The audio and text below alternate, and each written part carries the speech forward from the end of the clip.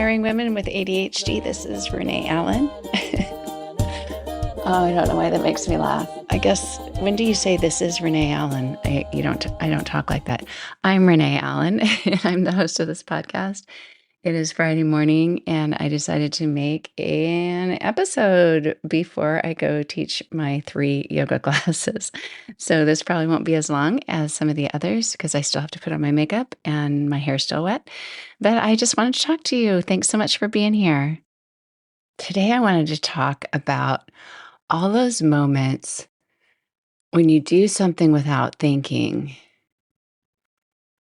Well, you're probably thinking about something, but you do something and you think, how on earth did that happen?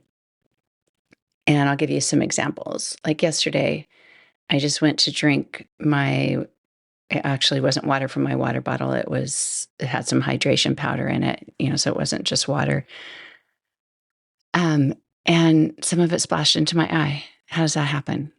How do you get your drink in your eye? I've even been working on a plant where I'm scooping dirt. I love to do that every once in a while. I don't do gardening outside. I probably should. Well, I shouldn't say I probably should. I have a lot to do outside. I could do that, but I do like changing the plants, putting them into another pot, working with the dirt and stuff like that on the inside. It's my new thing in my house to do every once in a while. And yeah, I've been just, scooping dirt with a little measuring cup or something, and I've gotten dirt in my eye. And I think, how does that happen? Who gets dirt in their eye while they're working with dirt? Most people have more control than that, I think. I walk in my door a lot of the times from, coming in the house from the car. And instead of having doorknobs that are round, that are circles, we have the kind that are, well, it would be just a line, a straight thing. But it's curved. Anyway, I'll walk in and somehow I get kind of pulled as I'm walking past the doorknob, and the strap from my bag gets caught on there. Or my keys, I have those little wristbands that look kind of like squiggly, stretchy things. I guess they are squiggly, stretchy things. Like old phones used to have phone cords. It's kind of like that. I don't know what they call them. Some people say that people put them on their wrists so that they can put them in their hair, but that's not the ideal thing to have in your hair. But when I first started seeing those, people would wear them on their wrists. But anyway, I use them as keychains because it's the best thing to have on your keys, and then you can just wear your keys when you're going out to the car and you have so many things in your hand. You just put it on your wrist, or you're in the store. Sometimes I just have it on my wrist. But the only thing with that is if you leave it on your wrist, it's kind of in the way while you're walking around the store. And when you walk out and you look in your bag for your keys and you can't find them, it's because they're on your wrist. But anyway, sometimes that gets stuck on the door handle. Oh, that's what it is, a door handle, not a doorknob. But that'll just, and I think nobody else in my family, nobody else has ever, at least that I've seen, has ever walked through the door and had the strap from their backpack, their bag, their purse, their gym bag, whatever, get caught in the door, or their key wristlet thing. But for some reason, I don't have that spatial awareness to know that could be a possibility. I've also, I don't know if you've done this, but I'm trying to multitask. I have so many things in my hand. And one of those might be a mug with a drink in it, water, whatever I'm drinking during the day. And I'm carrying lots of things to go in the other room, and I'm mindful. Okay, I've got this drink here. I've got my laptop. I do this a lot after I finish my podcast.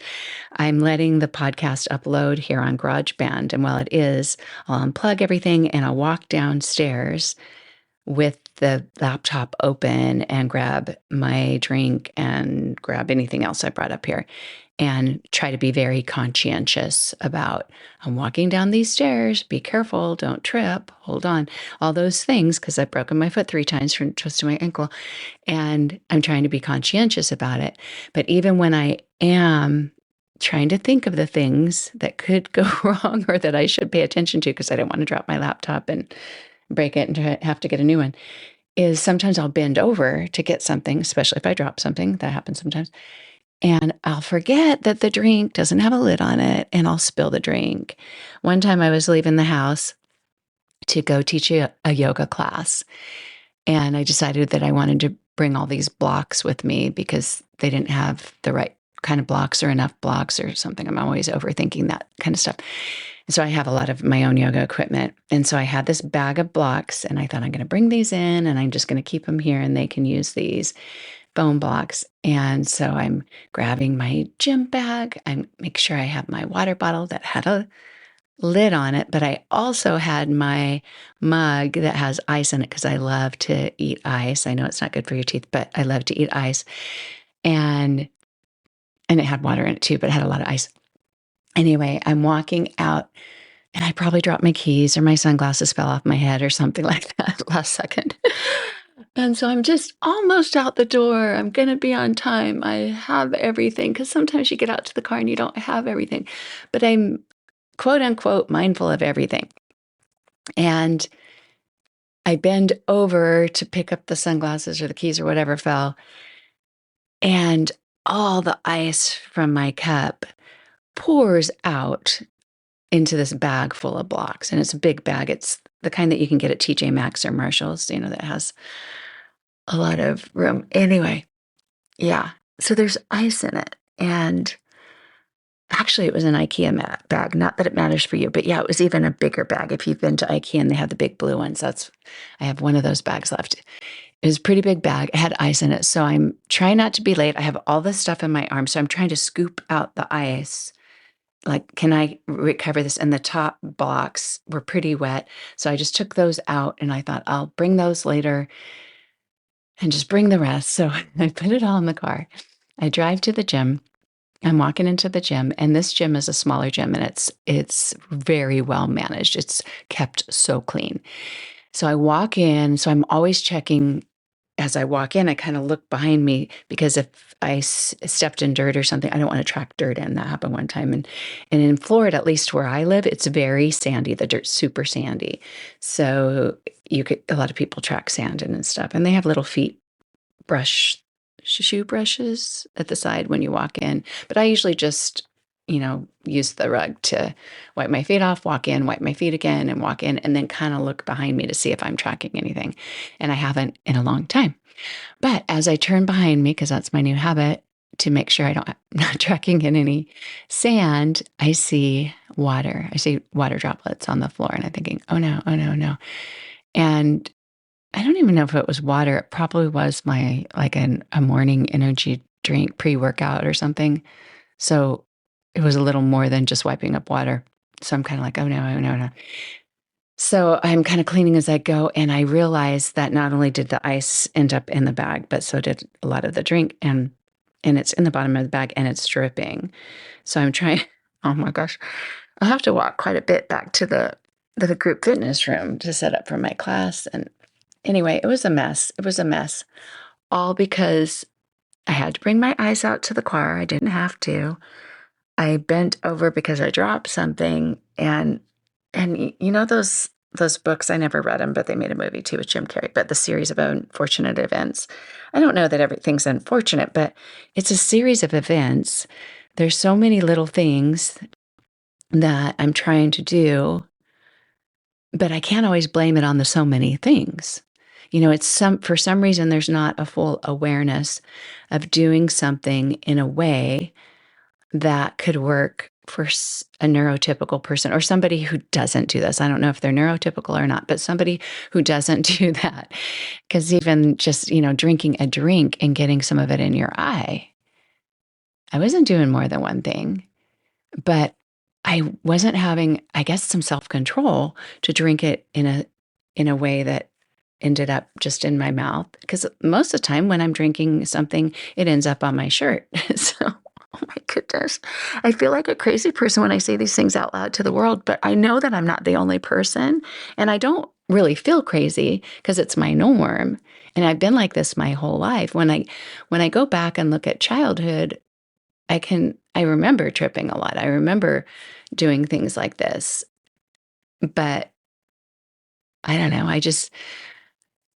It's been my norm. And I went most of my life without any major injuries, didn't have broken bones and stuff. But, I said I've broken my right foot 3 times. I've broken each big toe, each small toe, and that's from running into stuff. Do you run into stuff?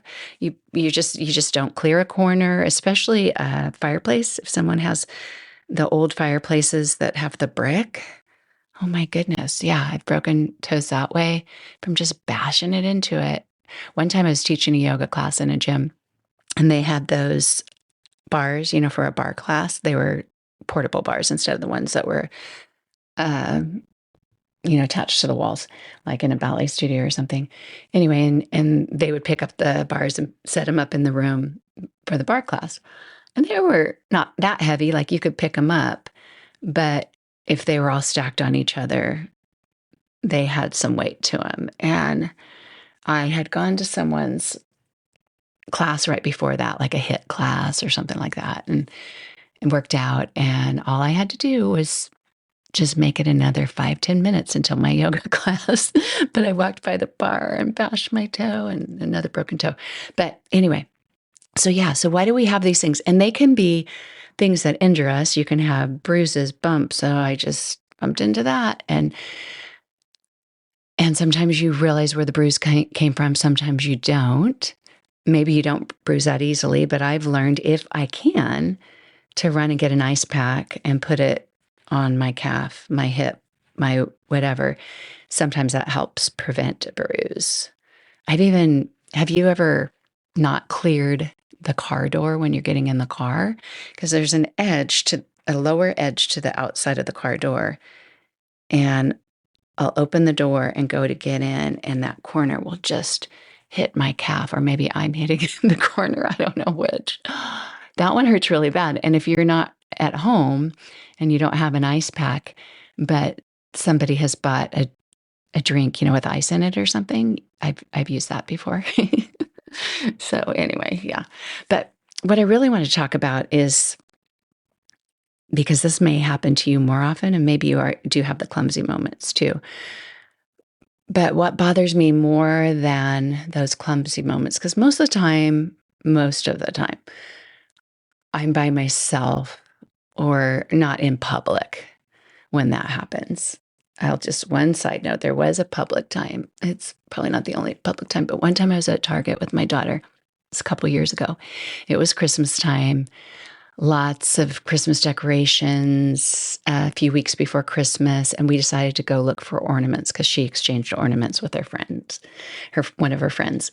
And so we went to Target, and we were walking around, and just a lot of people there.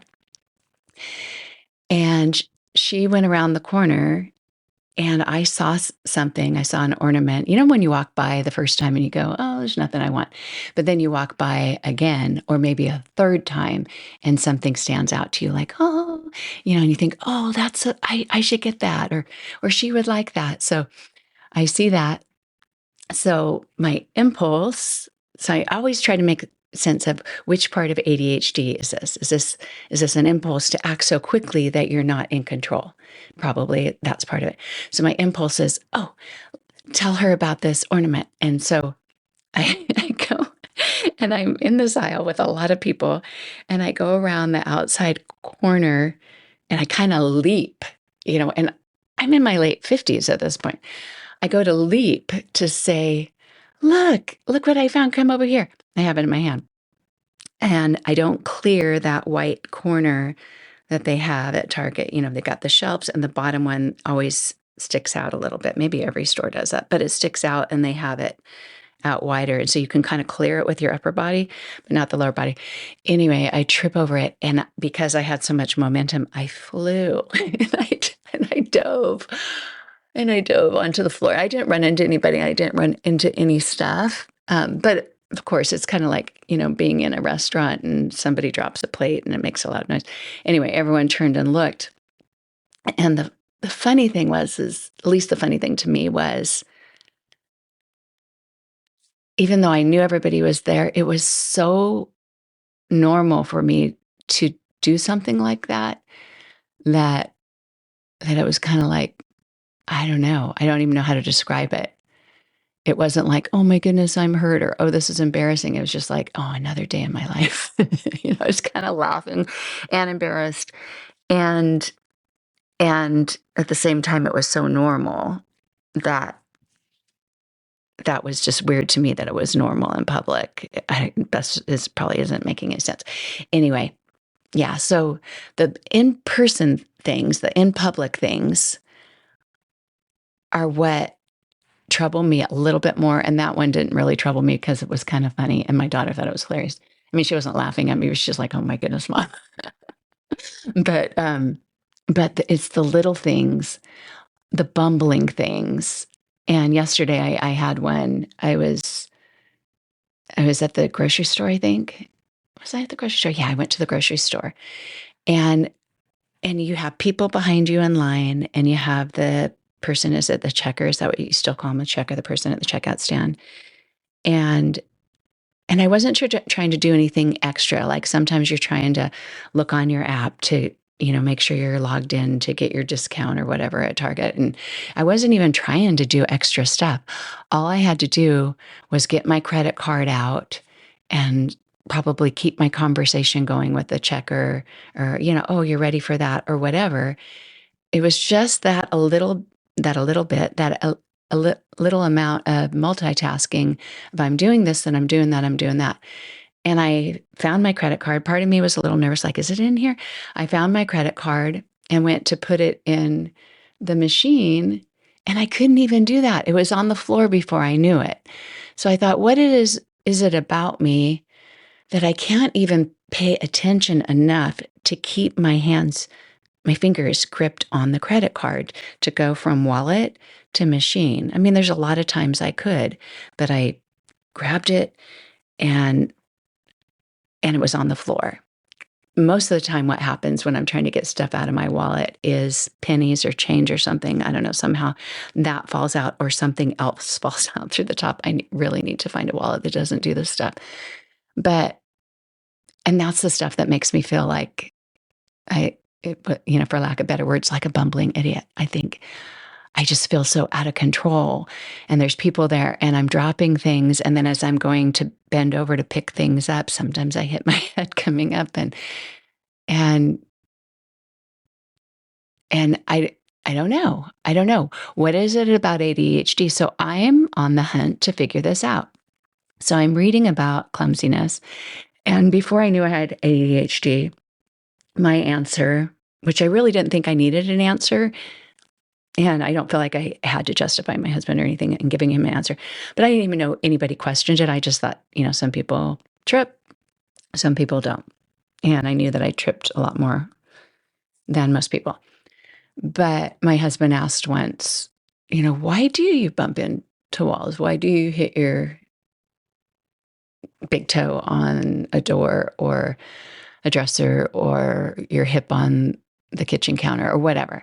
Why do you do these things? And he wasn't just asking out of nowhere, like I just done it, like, oh my goodness, I just ran into this again. I'm going to get another bruise. So I was kind of complaining about it. And he said, why do you do that? Why do you think you run into stuff? And all I could do that to make sense of this, and this is before I knew I had ADHD, was I think my brain just thinks that my eyes need to clear something. And that's all it's thinking about. What I can see with my eyes, is that clearing it? I'm not looking at my feet. I'm not looking at my hips. I'm not looking at my shoulder. I'm not looking at my head. And I guess that's not even a good explanation, but that was my first way of making sense of it. Because sometimes, like if you bend over and then you stand up, it's just you're not aware of your surroundings. And you're only aware of some of them and maybe not all. But a lot of it, I think, as I learn more about ADHD, is impulsive behavior or the hyperactive, moving quicker than maybe your brain needs you to, and then spatial awareness. But it's interesting to see what psychiatrists say and what they link it to, because at least to me, I don't think it's what I do. I don't think it's what I do. So it definitely is inattention. And I can't pay attention to all these things, or even just with my credit card, I'm paying attention to, I'm grabbing the credit card and I'm going to put it in the machine. But for some reason, that's not translating to my fingers, hold on tight, hold on tight. And it may be because I have another, like a social awareness too of there's other people around. Make sure you don't also spill other things out of your wallet. Make sure you do this quickly. Other people are waiting. I don't know. Maybe there's some of that pressure. But psychiatrists say there's a few things that could be happening, and maybe it's something that happens for you, but I 100% don't think it's me. One, they say this is rare, but it's a developmental coordination disorder called dyspraxia. And it's something that happens in childhood where your motor skills aren't developed like other people. So you don't have that ability to coordinate and be able to jump, or even tying your shoelaces. It has to do with coordination. So if you're somebody who could learn, you did dance, or you were a cheerleader, or you knew how to do line dancing, or you can do kickboxing or step workouts, or even, played baseball, softball, you could hit a ball just fine. You could catch the ball just fine. My guess is that I don't have that coordination disorder. I never had a problem with any of that. It's a disorder that affects movement and coordination. It doesn't affect your intelligence. It's just being able to get your body to do what your mind wants it to do. And I think that's different than your mind just not being able to pay attention to all the things your body needs to do at the same time. I think that's more what happens to a lot of us. That's just my guess. So you could have some kind of coordination disorder that has to do with any kind of coordination, or it's just the brain connecting to what you need to do, or maybe your brain paying attention to so many different things, maybe not paying attention, but so many things taking its attention that you can't even hold on to that idea of, I need to take this dirt from this plant and put it over here in a controlled way so it doesn't end up in my eye. How does it end up in my eye? It's so crazy. It's so crazy.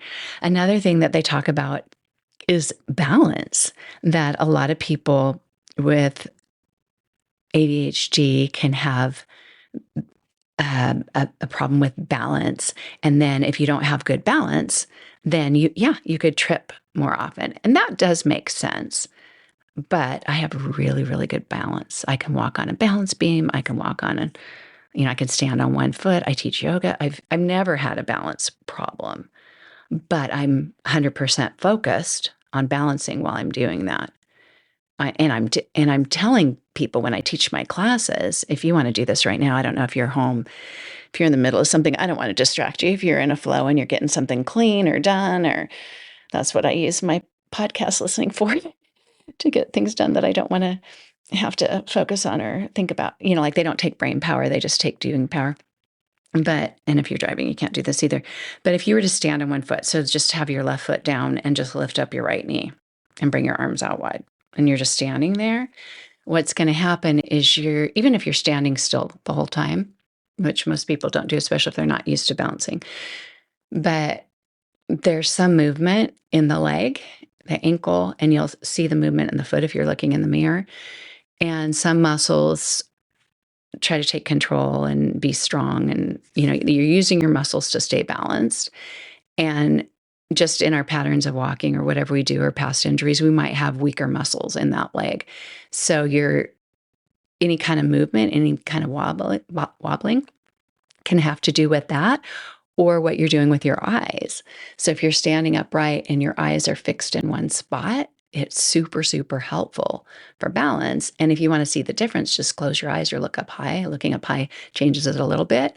Closing your eyes totally changes it. Or looking around totally changes it.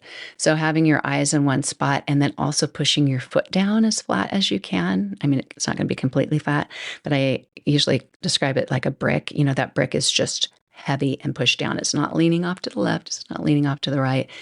And so you're just continuing to get that sense of pushing that foot down into the floor. You're lifting up at your pelvis. You're lifting up at the heart, the chest, and you're keeping your eyes in one spot. And you're autocorrecting any swaying or whatever that's happening, which means you're getting stronger as you do that. But there's a lot of focus, a lot of paying attention that happens with that. And as a yoga teacher, I direct people's attention to that, the slow breathing, the calming in the body, the panicking. So, yeah, I always try to take these things into my life. But if I'm at a checkout stand, sometimes those bumbling things happen. And I am a social person. I'm trying to maintain a conversation with people.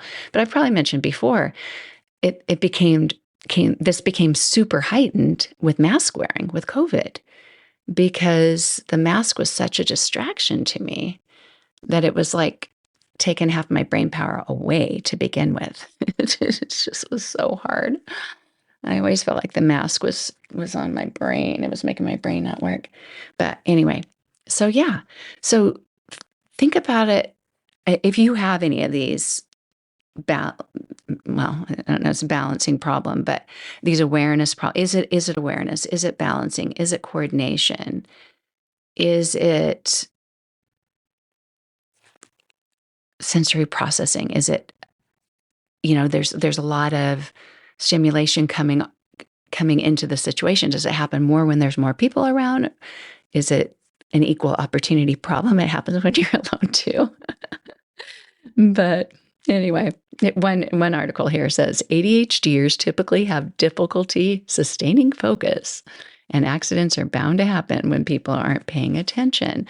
So if you can't pay attention to all the things needed when you walk in a door, and your key ring or your bag or your belt loop or whatever gets caught on the door handle, that may be why.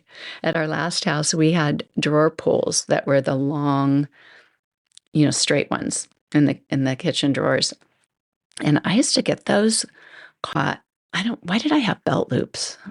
I must have worn jeans more then, but I used to get those caught on my belt loop when I walk by. Why? I don't know. Or, opening a drawer and then closing it. And yeah. Anyway, yeah.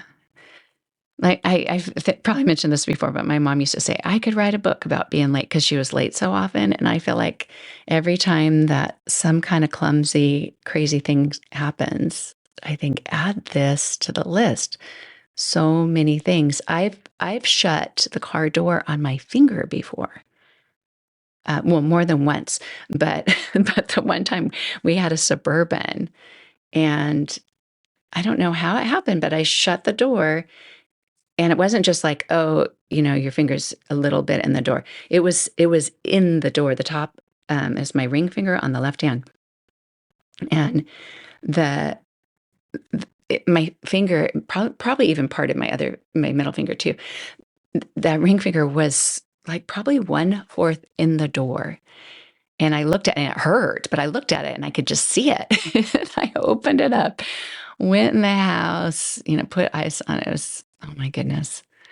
I don't want to be graphic or anything, but it didn't take off my fingernail, but I don't know if you've ever had this happen. It bruised it enough that it kind of took off the top part, but it was still on because there was enough on there. So it was kind of an interesting thing to look at and kind of play with for all the time it took for it to grow out.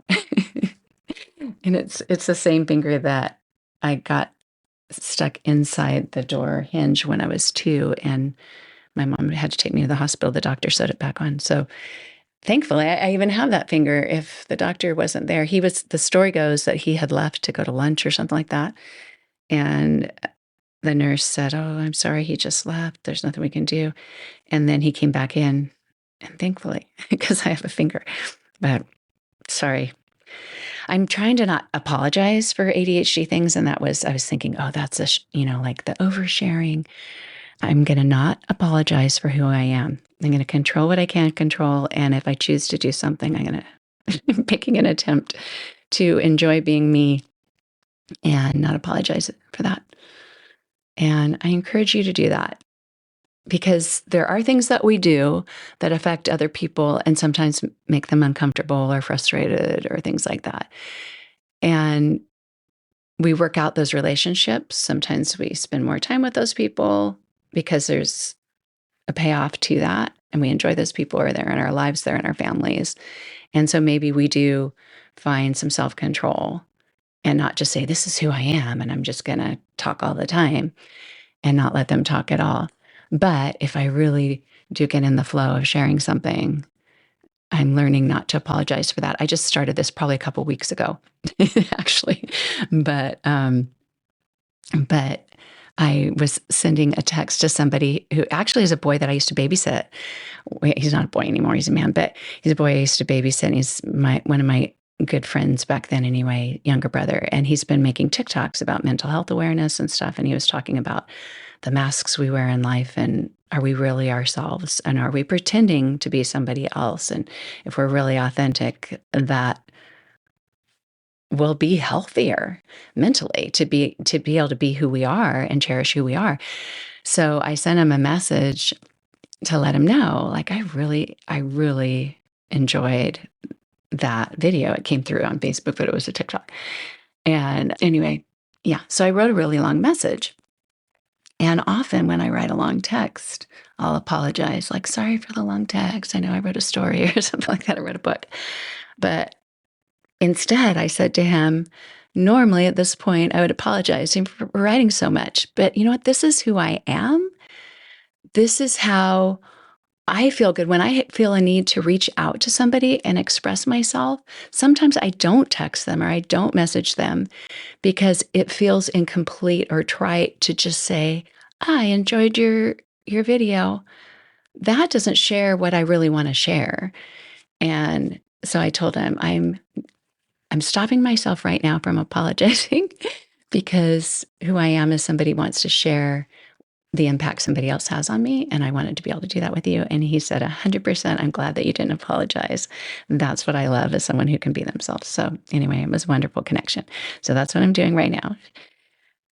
Resisting apologizing and being grateful that I can be here with you. I hope this is helpful to you. Maybe you don't have this clumsiness, but maybe it helps you understand someone in your family who does.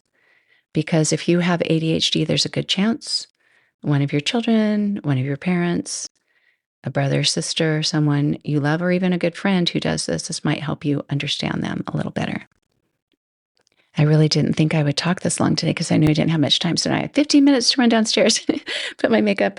I have my water bottles ready and leave, because Fridays are a little trickier because it's not just going to a class, it's going to back-to-back classes and being gone a little bit longer. And then I come home and I have a Zoom class after that with some people who do yoga with me privately on Zoom. So, and then I'm going to drive down toward Tampa, which is almost 2 hours, to see a good friend on her birthday.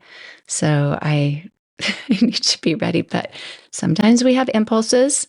Sometimes we need to follow our hearts. And this is what I felt driven to do this morning. So thank you so much for being here. Feel free to reach out to me if you ever want.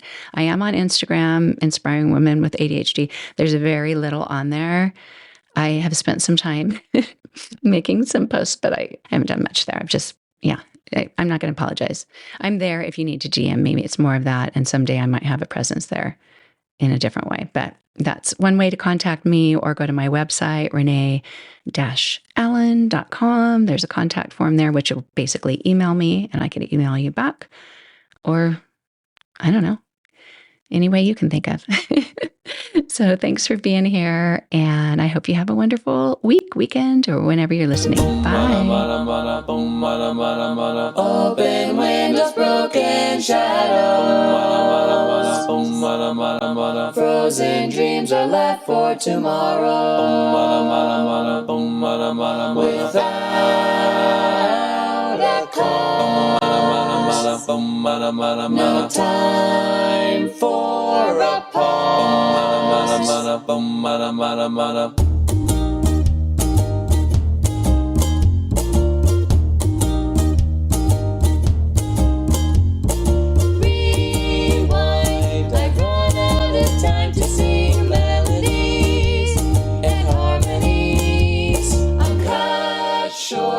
The silence of sound has yet been found, but not by me.